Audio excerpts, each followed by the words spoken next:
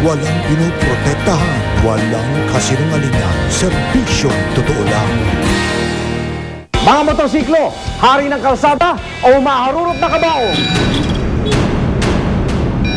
Isang babae, pinagtripan daw ng siga. Sinaksak kita? Di mo ako sinaksak, pero minapon mo ako. Isang matandang na-stroke, maligtas kaya ng Makati Rescue? Na-stroke eh. Oras na ng totoong drama at aksyon. Ako naman ang Flavio, ito ang Rescue! Buhay na miligo, alerto sa kalitasan mo, alerto sa kalitasan mo, alerto sa kalitasan mo.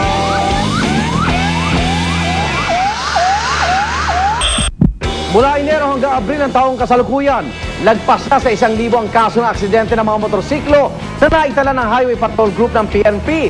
At kabilang sa mga aksidente yan, nakunan ng rescue. Ayan na.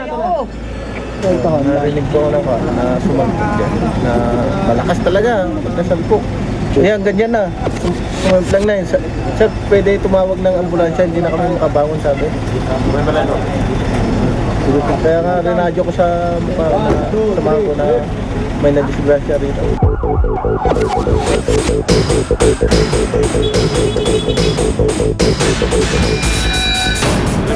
Aleso. Kailangan namin sila ng hospital naman eh.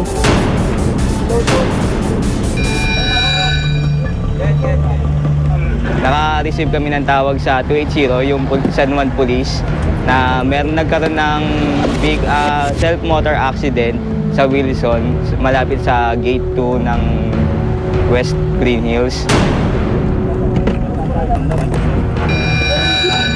Hindi na, kailangan naman ito eh. Sa base base dun sa posisyon at pagkakahiga, parang tumilapon sila sa motor nila. Dahil siguro mabilis yung pagpapatakbo, hindi na nila na-control yung sasakyan nila. Okay sir, titignan ko lang ha.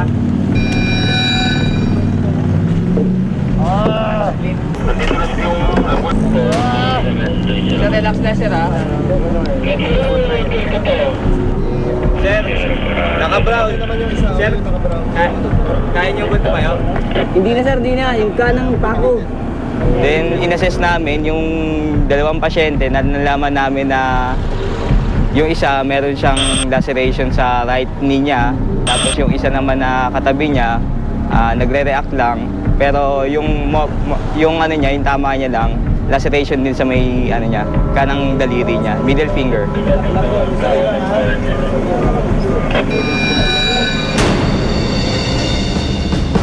Nilagyan namin ng dressing yung laceration sa right knee niya. Then yung inassess namin na medyo may pamamaga yung sa may femoral part niya. Kaya nilagyan namin ng splint yung splint yung affected part para ma-stabilize yung yung wound at hindi na further injury.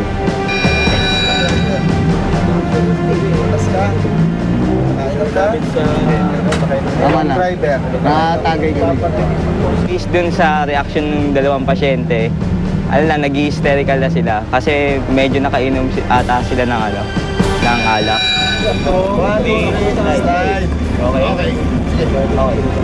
Kailangan madala na yung isang biktima sa pinakamalapit na ospital. Mas malaki yung nakuwang disgrasya nito dahil na open fracture yung kanyang kanang paa. 1, 2, 3, left. 1, 2, 3, slide. Inassess namin na ayun lang, yung sa daliri niya lang yung dumudugo. Nasa loob ng gloves, yung then ginupit ko yung gloves niya, nalaman ko na laceration din. Then open fracture siya kasi may buto na nakausli eh. Lagyan ko siya ng dressing, tapos after nun, nilagyan ko siya ng splint, yung ano lang, yung tongue depressor as stabilizer nung daliri niya. And after nun, ina-assess ko siya, ginupit ko ng autoclave yung pantalon niya, nalaman ko na may sugat din siya doon. Bali, lagyan ko rin ng dressing yon. Paano may quit yung mga inya na nga.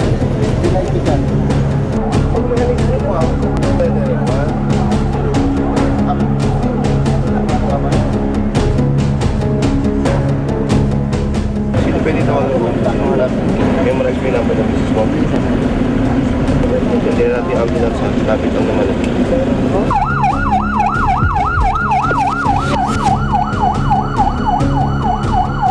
Then, nakabalik din kaagad yung ambulansya para kunin yung isa namang pasyente. Pero nasakay ka sa ambulansya, ano? Bali, yung sa Cardinal Santos po kasi namin dinala kasi ayun yung nearest hospital na pwedeng pagdalhan. Mga around 100 meters lang siya dun sa pinangyarihan.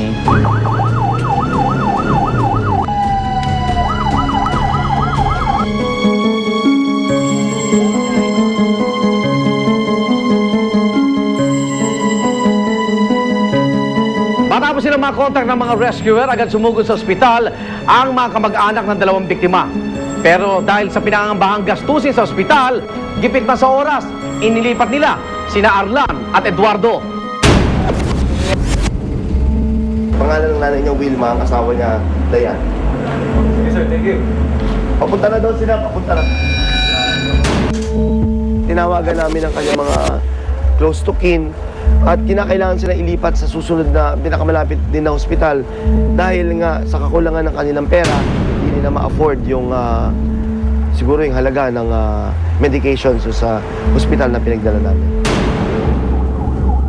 Humingi sila ng tulong kung pwede natin silang ilipat sa semi-private na hospital, which is yung San Juan Medical Center. Bagamat dumadaing yung pasyente na kailangan ilipat sa San Juan Medical Center, na nasiguro naman ng Cardinal Santos na nabigyan siya ng pangunang lunas at stable na yung sugat niya.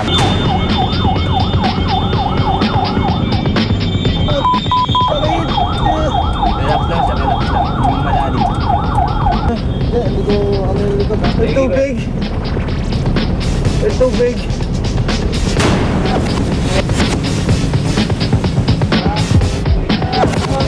Pagkatid namin ng isang pasyente sa San Juan Medical Center, sunod namin sinundo yung pangalawang pasyente na nasa Cardinal para dalhin ito sa San Juan Medical Center.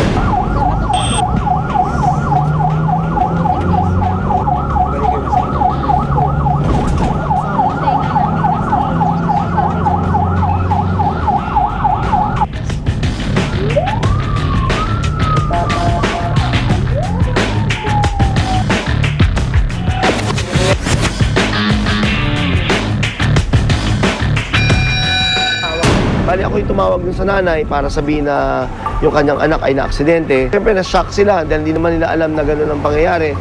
Unang-una, pag nagdadrive ka ng motor, nakainom ka hindi, importante yung safety first. Importante yung helmet, kung meron kang safety jacket, safety pants. Malaking bagay basta safe ka or safety first.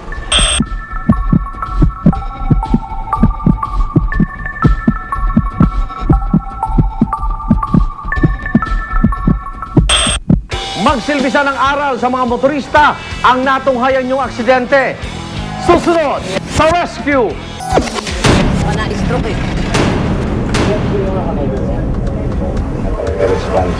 Homeless talaga ang